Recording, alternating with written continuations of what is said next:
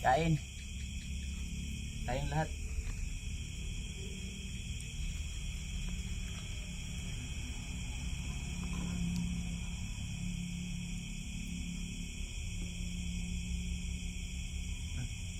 Sana din ka.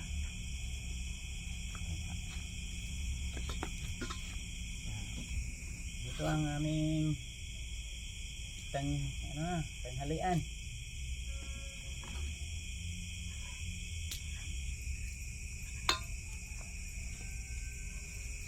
Dahon ang aming plato.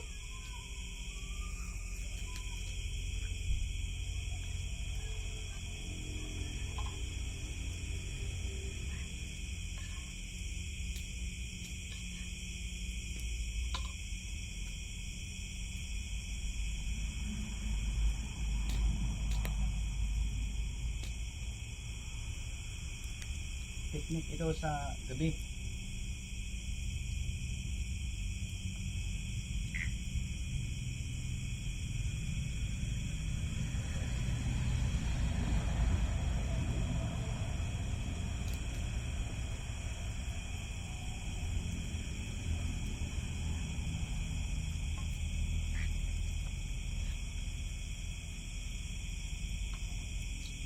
Masok.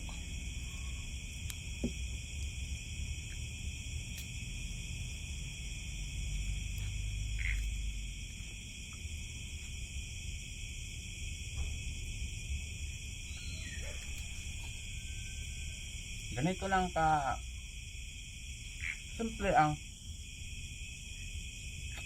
pamumuhay sa kabukiran.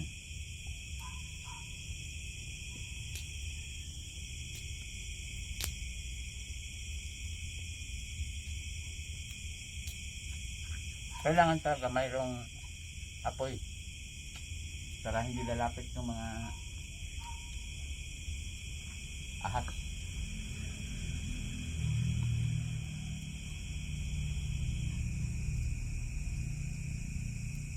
Ang aming ulam ay sardinas. Niluto namin sardinas at saka may tinola na isda saka gulay.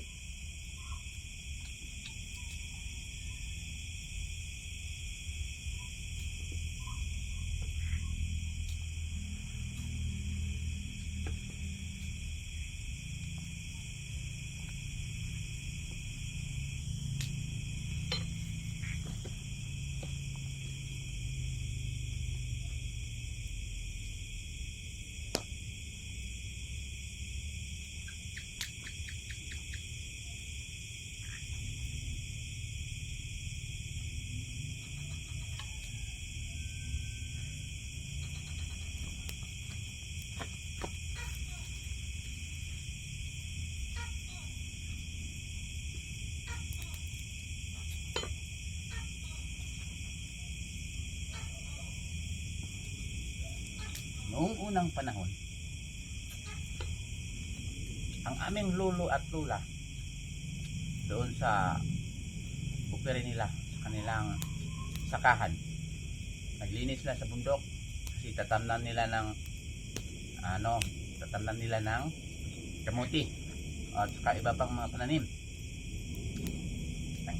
Tanghalik tapat mga alas 12 o mag-aalas 12 na. Nung hindi pa sila na umuwi, habang sila ay naglilinis, may narinig sila na isang kanta na parang humming lang. Ganun. Narinig nilang dalawa yun, ng lolo at lola namin, sa bandang may kawayanan, kasi walang bahay doon kahit isa. Hinayaan lang nila yung kumanta. Babae na bubusis babae. Hinayaan lang nila kasi yung lolo at lola namin mayroon din silang mga orasyon, kaya hindi sila madaling matakot sa mga ganon.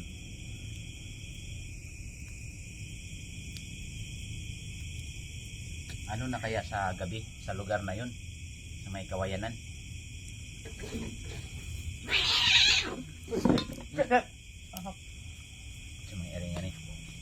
May pusa nag-aaway.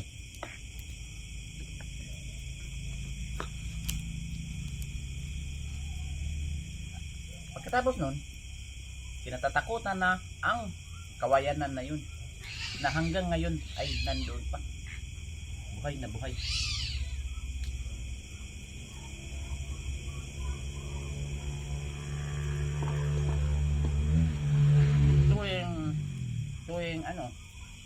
Tuwing gabi, may nakatira doon.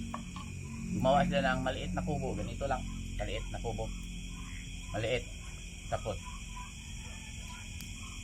tuwing gabi, hindi sila nakakatulog. Kasi, may naririnig sila na music galing sa kabayanan. Ding yun. Tuwing gabi yan. At saka may naririnig na ng mga ganun ng mga plato, ganun, tunog ng plato, kutsara. At saka malakas ang music, parang may party. Yeah, tapos wala namang mga diskuhan sa malapit kasi malayo ang bahay, mga kabayan. Mayroon namang mga tao na dumaan, bihira lang kasi gabi na. Hanggang dumating ang panahon, lagi lang narinig doon, hindi sila makakatulog. Kaya ang kawayanan na yun, nilisan nila, umalis sila doon kasi natatakot na yung mga anak nila. Kasi may gabi daw, mayroong papamusic, may marinig, pero wala silang narinig na boses ng tao. Yun lang ang reklamo nila, maingay na music, malakas, at saka mayroong taginting ng mga kutsara, plato.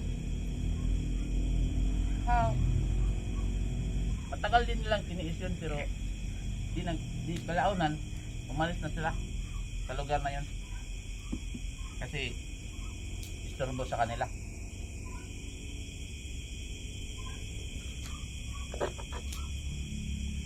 At ang yung kawayanan na yun ngayon, madalas akong pumunta doon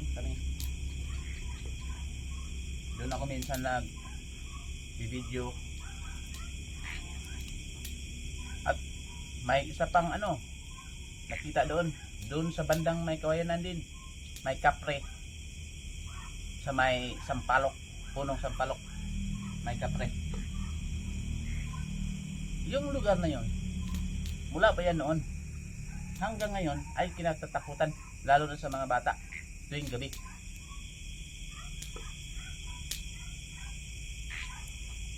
Yung nga lang, yung music tuwing gabi, ibig sabihin meron din pala silang mga party, disco party.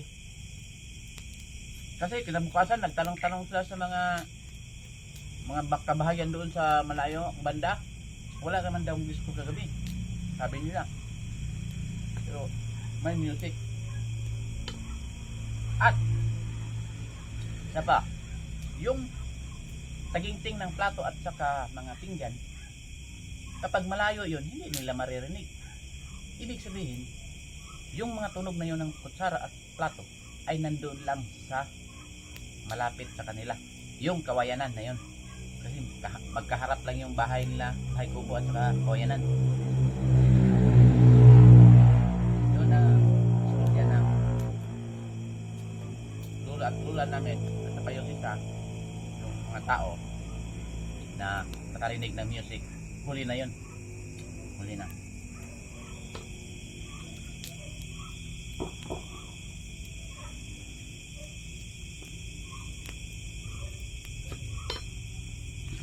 Sabaw po.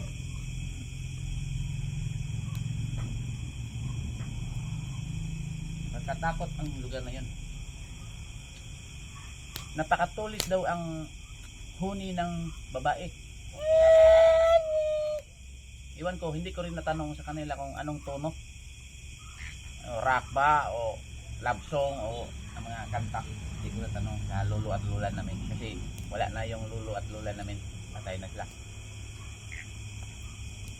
Ito lang ay ikwininto nila naming mga magulang.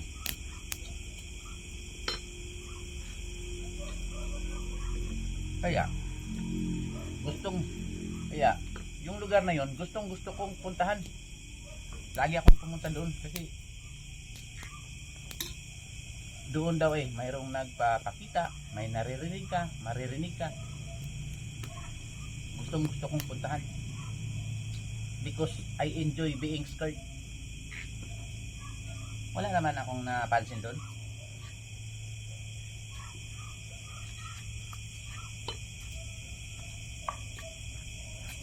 Masunod na araw, puntahan ko yung kawayanan na yun. Kasi ang lugar na yon dati, mayroong mga baliti, malaking baliti. Maraming tao na natatakot doon sa baliti na yon. Kasi matanda na baliti. Saka natatakot ang mga tao doon na puputulin nila yung baliti kasi may nakatira daw na mga engkanto. Pero yung lolo ko, nagagalit siya kasi yung anak ng lolo ko, yung tiyo namin, dumaan siya doon, pinakitaan siya ng santilmo doon sa baliti na yun. Takbo ang aking uncle, tiyuhin, takbo siya ng takbo. Kinabukasan na galit ang lolo ko at dumating ang mga panahon, marami nang natatakot doon ng mga tao. Pinutol ng lolo ko yung baliti na yun, yung matandang baliti. Wala namang masamang nangyari sa lolo ko kasi mayroon naman siyang orasyon. Kaya lang yung ibang mga tao na mayroon ding orasyon, siguro kulang pa sila. Takot silang putulin yun. Pero yung lolo ko, pinutol yun, sinusunog. Hanggang ngayon, wala na. Ang natira, yung mga engkanto, kapre, babae na kumakanta. Hindi namin alam, white lady yun o black lady. Basta, babae, busis babae.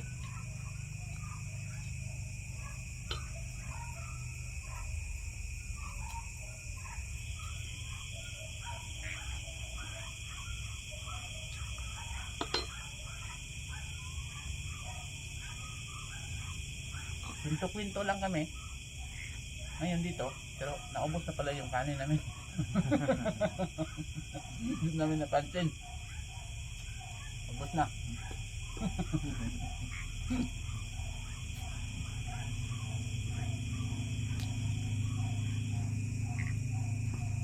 Pero babalikan ko ang lugar na yun, yung may kawayanan na may babae. Naririnig nila na naghaming lang. Takot.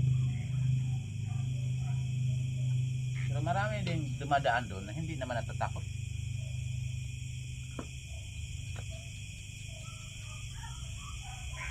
Ito po. Ito yung bason ko.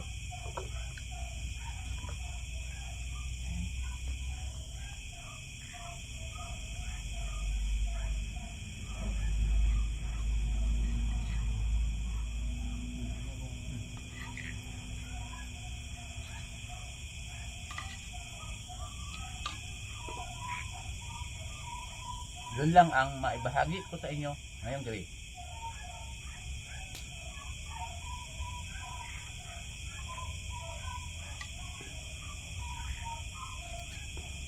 Magandang gabi sa inyo lahat. Bye-bye.